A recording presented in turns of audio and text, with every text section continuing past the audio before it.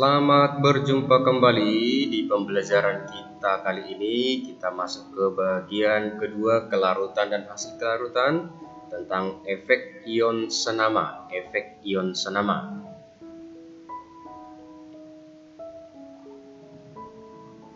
Ion senama sering juga nanti disebut dengan ion sejenis. Ion senama itu berarti ada ion yang sama dengan kation atau juga anion dalam suatu larutan jenuh.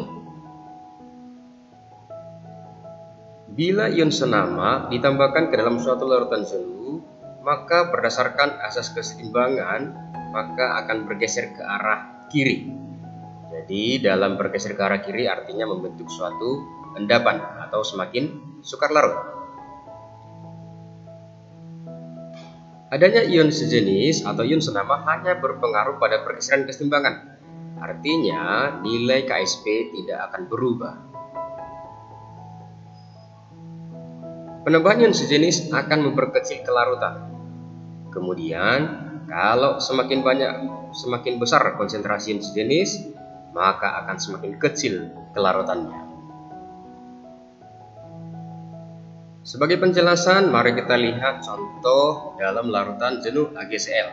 AgCl kalau dalam keseimbangan jenuhnya akan terjadi ionisasi Ag positif larutan ditambahkan dengan Cl minus. Nah, bila ke dalam larutan jenuh ini ditambahkan HCl.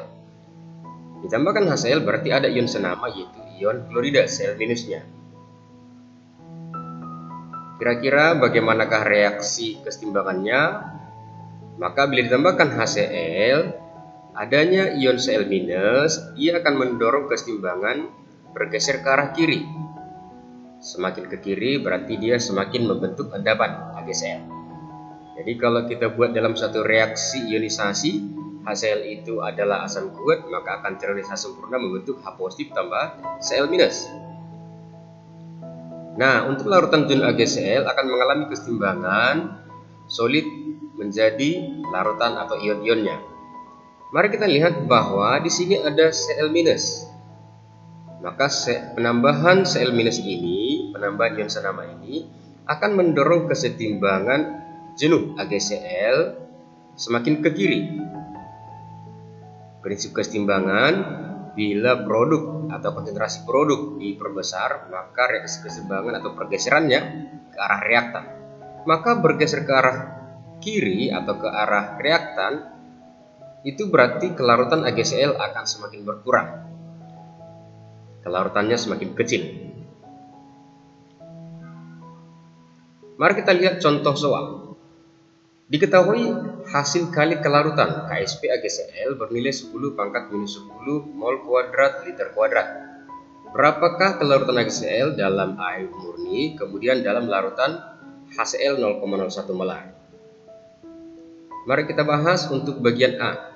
Kalau kelarutan dalam air, maka ingat AgCl itu tergolong biner atau jumlah ionnya 2. Namun kalau kita buat di sini pemisalan S, kelarutannya lambangnya S, maka sesuai koefisien Ag juga adalah S, kemudian Cl minus juga bernilai S. Kita ingat rumus KSP adalah konsentrasi kation pangkat koefisien anion pangkat koefisien. Karena koefisiennya 1 banding 1, maka ini pangkat 1. Maka KSP adalah S kuadrat. Sehingga dari sini kita peroleh S adalah akar dari KSP. Kalau kita masukkan nilainya bahwa KSP adalah 10 pangkat minus 10, maka akan dapat kelarutannya adalah 10 pangkat minus 5 mol per liter. Ini artinya kelarutannya dalam air. Jadi 10 pangkat minus 5 itu ingat kelarutan dalam air. Bagaimana kalau kelarutan AgCl dalam HCl 0,01 molar? Nah, ingat HCl itu akan terionisasi sempurna membentuk ion positif dan negatif. Kalau HCl-nya 0,01 molar sesuai koefisien, maka H positifnya juga sama, kemudian Cl minusnya juga sama 0,01 molar. Keseimbangan AgCl, kalau kita misalkan kelarutannya dilambangkan S, maka Ag positifnya juga S, Cl minusnya juga S. Nah, mari kita lihat. Jadi Cl minus di sini kalau dijumlahkan dia adalah 0,01 ditambahkan dengan S. Nah, jadi kalau sel minusnya saya tambahkan ini 0,01 tambahkan dengan S dari ion sejenis dan dari sel minus pada AgSL. Nah, kelarutan itu S-nya sangat kecil karena tadi prinsipnya adalah pergeseran kesetimbangannya ke kiri. Artinya S semakin sangat kecil, artinya jauh di bawah 0,01. Maka dari sini sel minusnya kalau kita buat matematikanya 0,1 tambah S, karena S-nya sangat kecil, maka itu hasilnya sama dengan atau mendekati 0,01. Jadi kita masukkan ke rumus KSP sama dengan Ag positif dikalikan dengan Cl minus pangkat 1. Kita masukkan nilainya, KSP nilainya adalah 10 pangkat minus 10. Dari mana? Dari soal yang di awal. Kemudian konsentrasi Ag positif bernilai S, yang S yang di bawah ini, dikalikan dengan konsentrasi Cl minus. Cl minusnya adalah 10 pangkat minus 1 pangkat 1. Maka dapat kelarutannya bernilai 10 pangkat minus 8. Mari kita lihat bahwa kelarutan ini yang di A dalam air 10 pangkat minus 5, yang di dalam larutan ion sejenis 10 pangkat minus 8. Jadi berbeda jauh. Maka kesimpulannya adalah bahwa semakin ditambahkan ion sejenis, adanya ion sejenis akan memperkecil kelarutan.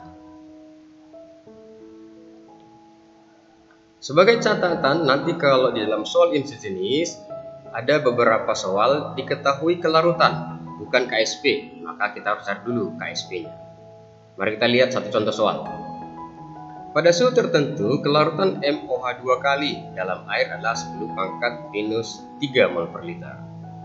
Nah, kemudian ditanya, berapakah kelarutan MOH dalam larutan yang pH-nya 13? Jadi, soal ini yang di MOH 2 kali masih diketahui kelarutan dalam air. Artinya kita harus cari dulu KSP-nya. Ion sejenisnya nanti di sini adalah basa, berarti ada OH minusnya. Mari kita bahas. Kita lihat MOH 2 kali, kalau dia mengalami kesetimbangan jenuhnya adalah menjadi M2 positif tambah 2 OH minus. Ini kalau kita ingat di video sebelumnya tentang bagian 1, maka ini adalah senyawa atau ionisasi yang N sama dengan 3. N itu adalah jumlah koefisien kation tambah anion, jadi 1 tambah 2, N sama dengan 3. Dan kalau kalian ingat bahwa kalau dia N sama dengan 3, KSP adalah 4S pangkat 3. Dari sini kita peroleh bahwa KSP adalah 4 kali 10 pangkat minus 3 pangkat 3. Karena S-nya adalah 10 pangkat minus 3. Maka diperoleh KSP adalah 4 kali 10 pangkat minus 9. Inilah nilai KSP-nya.